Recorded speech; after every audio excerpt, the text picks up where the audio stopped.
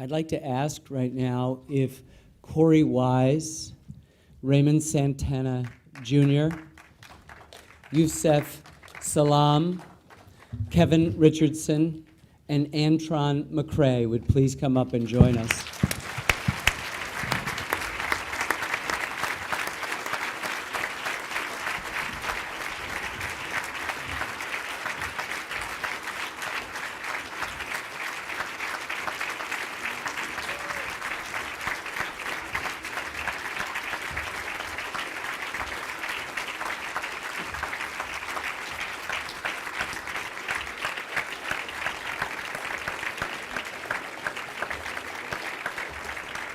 So I would like to hear from the gentleman in this film. Raymond, what does it mean for you to have this film out in the world now?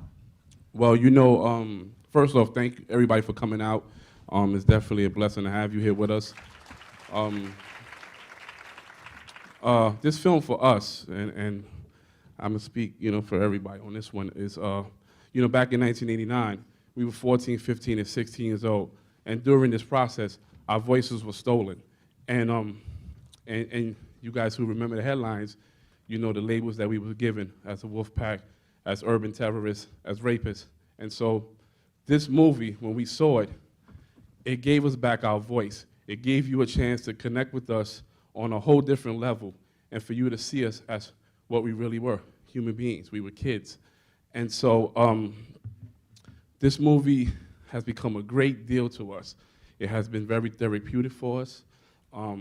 It has given us a chance to connect with you guys, and the response that you give us is so overwhelming. It chokes us up. It chokes me up every time I talk.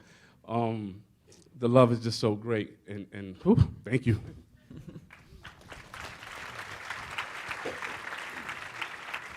Corey, I'd love to hear from you what this film means to you. New York, New Jersey, and Connecticut, thank you for coming out. Thank y'all. God is great. I didn't know it took my punch to put him down, to spark this up. I didn't know I knocked out the blessing in disguise. I didn't know it was him. I was just doing my bid. But this here program, thank you, Sarah. You're an angel. Dave, you're a soldier. The great Kim Burns, thank you. These are our guardian angels. Without this head, we ain't have no voice. We was innocent from kids. Then we went through hell unneededly. Then it came down to a punch. Now it's heaven on earth. And I thank you. And I thank all of you. I'm glad we're still alive today.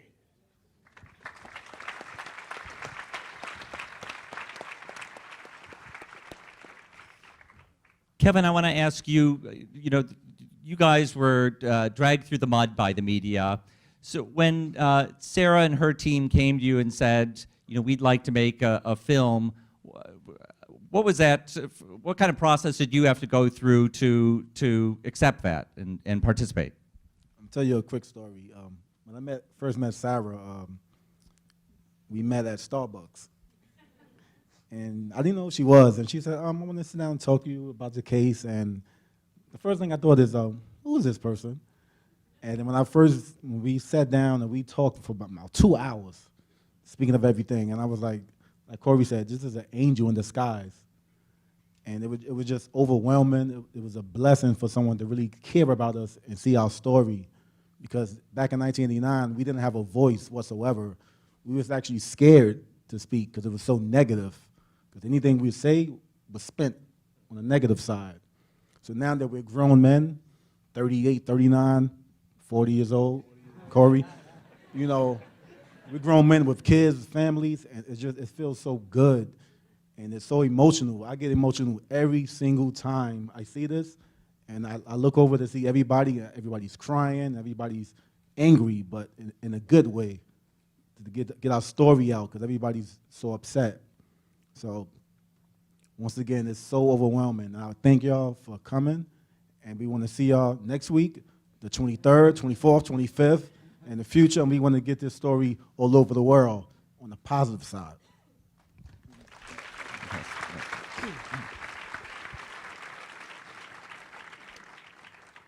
Antron, we're so happy to have you here visiting us from out of town tonight. I would love to hear what this film means to you. You made a choice not to appear, which is a choice that I think anyone in this room could understand. Now that the film is finished, how do you feel about it? First of all, I'd like to say thank you for coming out. The vibe is great.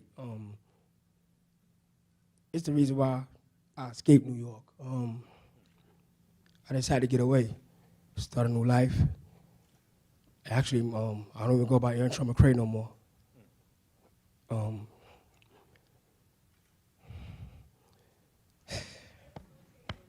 Yeah, man.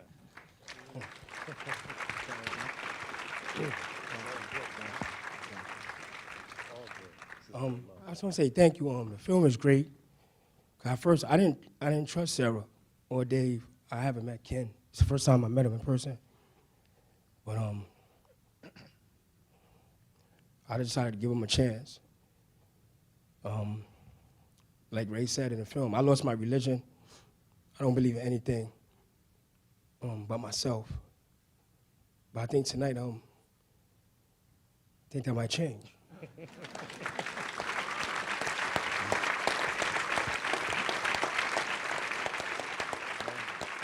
Thank you, Sarah. Thank you, Dave. Thank you, Ken. I'm still kind of shy. I'll be 30 now, but I'm still kind of shy. I just want to say thank you.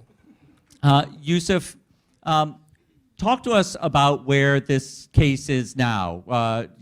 New York City did a terrible wrong to the five of you. What's being done to right that wrong? I think that in light of this film, and in light of what's happening to people's hearts in New York, I mean, we have supporters out there that were ready, that were willing and able to come. And many people didn't even know that we were exonerated. You know, I actually usually wear, well, actually I just looked at the film, I said, wow, I've been wearing a suit for a long time, you know. But this is my attire when I go to work, you know. And a lot of times people see me and they automatically think, oh, wow, you know, we're well off, we're doing our thing. And the reality of the matter is that we're trying to put one foot in front of the other, you know. Somebody asked me once, will you ever get over this? And they were talking about something simple as, you know, me doing something like checking my door, or making sure that the oven was off or something like that. And I said, I couldn't understand. You never get over something like this. This is like an indelible scar that you cannot surgically fix. And what's happening now is this case has been moving at such a slow, snail pace. The pace that it's taken, I mean, we're coming up on 10 years. It took 13 years for the truth to come out, which is, for most folks would say, is an unlucky number. You know, but 13 years later, the truth came out and we became exonerated and free, and we could walk with our heads up as we were walking with our heads down inside. You know, and I mean, I don't know how close we are to the end. I think we can see the light at the end of the tunnel, you know. But one of the things that I do want to tell folks tonight, in addition to come out, tell folks about it, we want to get the city enraged. This is where it happened. This is the frying pan, and we are a big melting pot, you know. And I have this little flyer that was made. It's actually on Facebook already. I published it on there. Not copywritten by me. My mom made it up. And she's actually with us in the audience, my mother and my grandmother.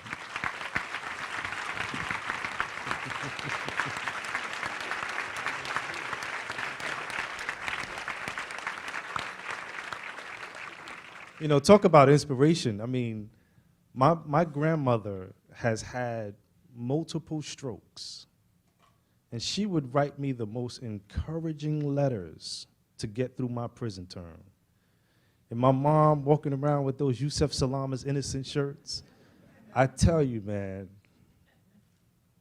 that's awesome, you know. But our next court date is on the 17th of December. And what's been happening, which has been overwhelmingly pleasant, is that the courtroom is being packed and filled with supporters. And those supporters are kind of making, I think the first time it happened, the judge kind of came out and looked around and said, what's going on here? Is this something I missed? You know? And it's causing, because of the people's response, it's causing the judge to try to speed up this case. There was a speedy trial to convict us. There needs to be a speedy means to repair the damage that was done, you know?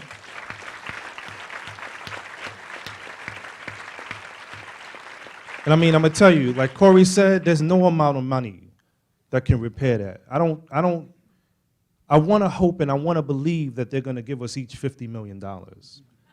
But the reality of the matter is that there's no amount of money that can take that and repair it. You know, had this been the 1920s, the earlier part of the century, we would have all been hanging from trees in Central Park. That would have been our reality, you know? Serious. This film has been in the news lately because the city of New York has subpoenaed your outtakes. Can you describe for us what's happening with that? On September 12th, the city of New York subpoenaed all of our outtakes and notes from this trial, which we saw as a cynical attempt to continue to delay, an attempt to try to find minute inconsistencies to undermine a case that they are unwilling to come to terms with. I think Jim Dwyer said it really best. You know, we all make mistakes, and it's really the measure of who you are as a human being or as a city if you admit these mistakes. And for some reason, as Craig Stephen Wilder describes, there's a furor over their conviction. There's almost no news at their exoneration, and that permits reactionary forces to mount a counter-narrative that suggests that they're still guilty, and that's basically the story that obtains in the city of New York and through much of the halls and the corridors of power here. And this film is an attempt to extend humanity, or at least open some light on aspects of this story that have not had any light shining on them, and I think it's threatening. And they've subpoenaed our stuff. The most important thing is we told them where they could put their subpoena.